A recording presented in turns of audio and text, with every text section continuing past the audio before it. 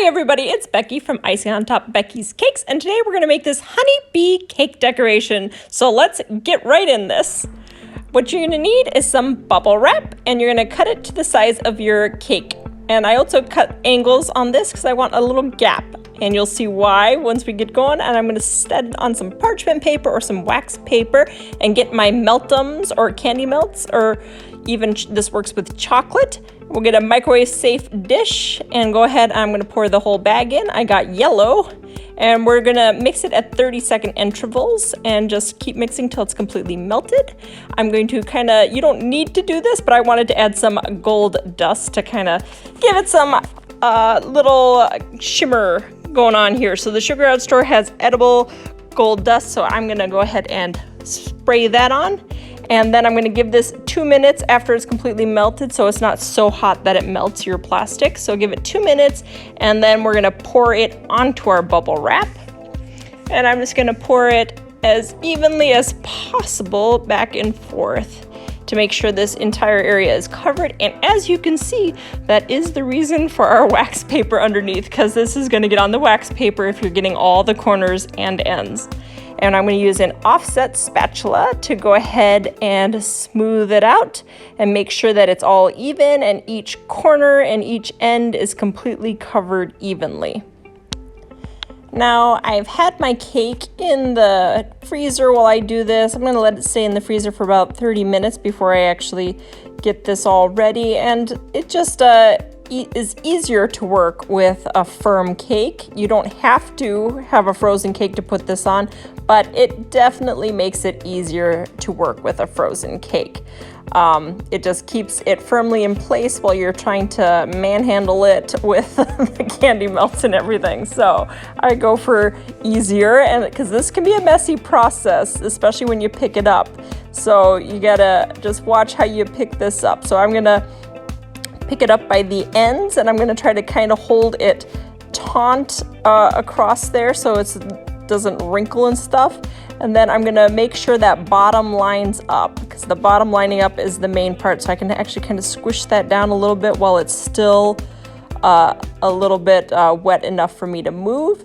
And then I'm going to bring this in. See, as you can see, as it oozes out, it gets a little messy, but we can clean that up with like a knife or something afterwards. You can just scrape off the candy melts. But our main concern right now is getting this smooth on the cake.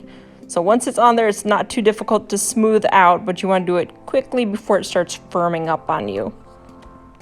And then I'm going to put that in the freezer for about 10 minutes, and then put the rest of it on just a spare piece of bubble wrap and smooth that out. And I'm going to put this in the refrigerator so it's nice and hard. And this is the part that I'm going to use to like break apart and put some cool little decoration on the top of our cake. So that's a fun thing to add.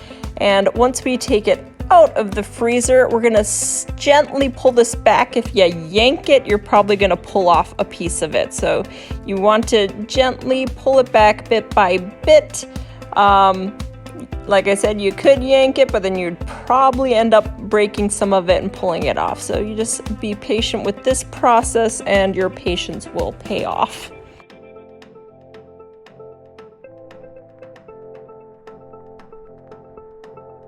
And I really slow down once I get near those edges, because I want to make sure, especially near the edges, that I don't accidentally just yank part of it off and ruin the whole process here.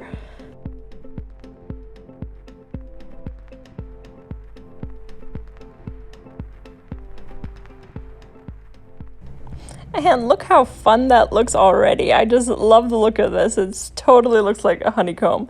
I'm going to take my 4B Wilton tip though, and I'm going to pipe right up the center here and then right on top, just adding like little stars. And then we're just going to add some little sugar bees. I got these on Amazon and I thought they were adorable.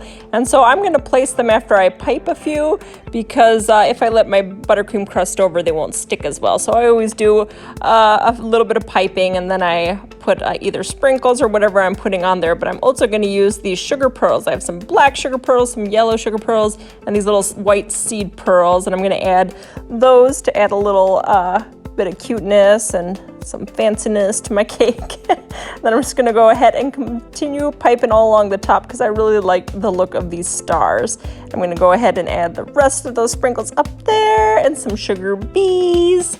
And then I'm gonna get that candy melt that we put in the fridge. And what I'm gonna do with that is I'm just gonna like break it apart and get some interesting pieces and just kind of stab it right there into the top.